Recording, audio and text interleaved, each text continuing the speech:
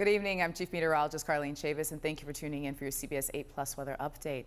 We've been tracking this area of low pressure, and it's finally starting to move in, and we're seeing those impacts across Southern California. We've been dealing with some heavier rainfall, mainly north of us, but now changes are starting to occur, and we're starting to see some of that wet weather closer to home. So when we look at that area of low pressure, it's still approximately roughly about 200 miles to the west of San Diego, but it is going to be closing in. So when it comes to the circulation with this, it's coming from the south towards the north, and we've been seeing some heavier rainfall across the LA area, and now they're getting even more of it. They were dealing with that over the past couple of days. That's where flood concerns have been, also across Ventura County, and then still seeing some of that activity across the open waters where a marine warning has actually been issued because some of those thunderstorms out there have been detected. When we take a closer look, we do have a flood watch that's now in effect. It went into effect this evening at 6 p.m. and that will keep going all the way until 10 p.m. for tomorrow night. So we do have flood concerns because you're expecting just a lot of rainfall. Heavy rainfall is likely late tonight all the way through tomorrow morning. So we're starting to see some activity developing, but rainfall rates, when it comes to that heavier rain, we could potentially be up to a half an inch to an inch per hour, and it could actually be even higher if we get some of those stronger thunderstorms developing and also lightning being an issue. So lightning has been detected over those open waters. As mentioned, that's where that marine warning is, just towards the north of us, offshore from Orange County. When we take a closer look at our radar, we're seeing some activity that's moving in right along the coastline across portions of the North County, impacting along the 5, moving in towards Orange County, and also seeing an isolated shower popping up near Chula Vista. But when it comes to the heaviest, most widespread activity, it's going to be impacting across the South Bay and then lifting towards the north because of the circulation of this low.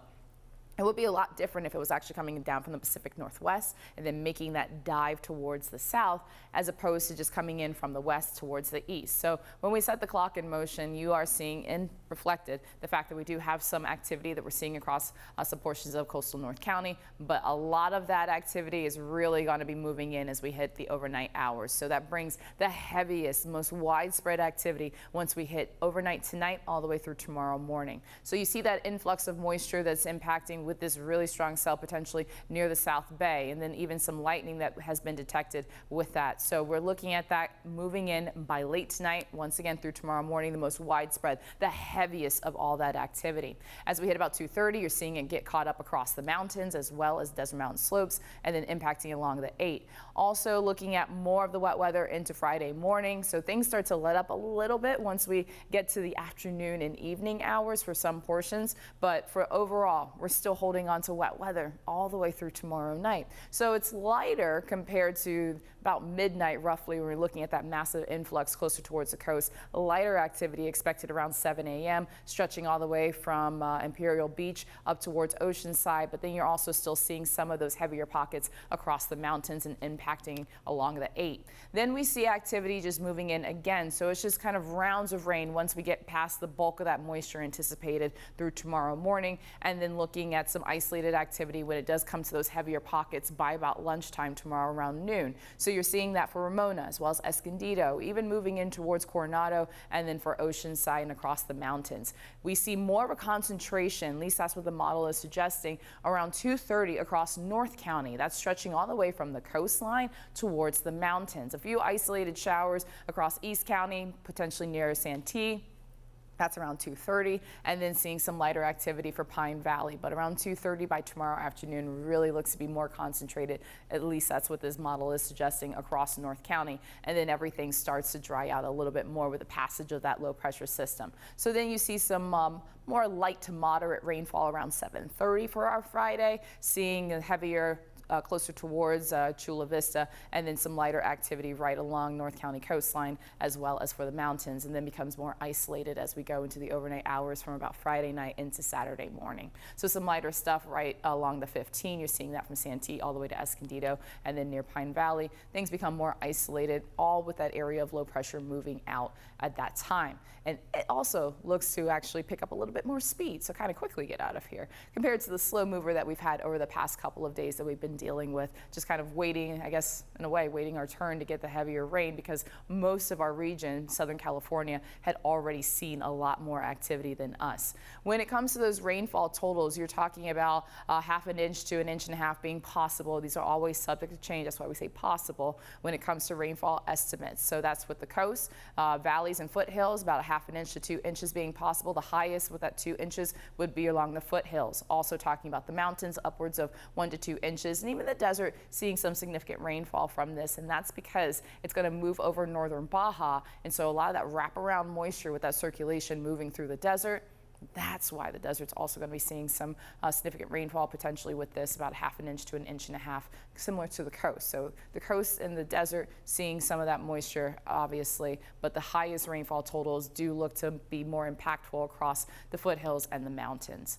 When we look at the big picture, so there's that area of low pressure. As mentioned, it's still towards the west of us, moving towards the east. As it does, that's when the core of it moves over us. That's why we're expecting the overnight hours to be basically the strongest and heaviest activity. Then by Saturday afternoon, so we could still be dealing with some lingering showers in the forecast as we transition into a different weather feature, which would be the high pressure system building in right behind it. But you have that low over the four corners. So some people are definitely getting a white Christmas. You're seeing some snow being detected across higher elevations for Utah as well as Colorado and even for Arizona around noon on Saturday. We could have a few lingering showers, also dealing with more sunshine, partly sunny skies, and the cool air that will be left behind because of this system. High pressure is going to build into the second half of the weekend and even into Christmas Day. So drier conditions. I know we've been talking about the fact that there's some road closures that are already happening now because of flood concerns in the forecasting. You have that flood watch that's going to keep going all the way until Friday night. So it might be a little treacherous to get around, but if you really want to hold off into very last minute shopping this weekend, you're looking at drier conditions when that happens. So that's going to be building in by about Saturday afternoon, taking us all the way through Sunday for Christmas Eve, and then still dry and even a bump up in temperatures with high pressure building in, especially across inland areas, and that will be on Christmas Day. So looking at dry conditions and then more of a warm up in store as we go into the start of next week, but not by much, just by a few degrees. All right, so you have the cool temperatures that are going to take us into the weekend. You got 65 degrees and a chance for the thunderstorms for the coast as well as inland areas. So this is actually seasonal range when it comes to our temperatures by tomorrow. Then we dry out, still seeing the cloud cover at least by Saturday, and then more sunshine in the forecast by Christmas Eve and Christmas Day. Back into the low 70s across inland areas on Christmas Day, and those low 70s look to stick around all the way until Friday of next week. We also have the 60s that are going to be going strong, just kind of a fluctuation whether it's going to be the mid 60s or the low 60s or the high 60s closer towards the coast, but those upper 60s do look to return by Christmas Day as well as Tuesday. For the mountains, you got the 50s over the next couple of days, then you get right back into the 60s. The one thing that's definitely not going to change your temperatures by next week, not significantly. You're looking at the low 60s winning out across the mountains and starting off the day with overnight lows in the 30s. We'll also have a bump up in temperatures with high pressure building in. That'll be for the desert by Saturday, so 72 degrees will be the high, getting away from that 64 that we're going to experience tomorrow across the desert with a chance for thunderstorms in the forecast for Friday. And then temperatures will be into the upper 60s by Christmas Eve and Christmas Day, and they're going to stay that way at least through about the middle of next week. Then those low 70s are set to return with those chilly starts to the morning. Be safe out there. Throughout tomorrow, we're going to be updating you, and especially if you have our app, the CBS 8 app, you'll get the alerts. If any flood advisories are issued by the National Weather Service, it would instantly go out on your phone, so that should hopefully help you navigate tomorrow. But just be careful out there. We are going to be dealing with some flooded roadways, also some slick roads out there, and just a little bit of patience as we are dealing with this all together across the county for tomorrow with that wet weather, and then things, as I mentioned, dry out nicely by the weekend. Have a good one.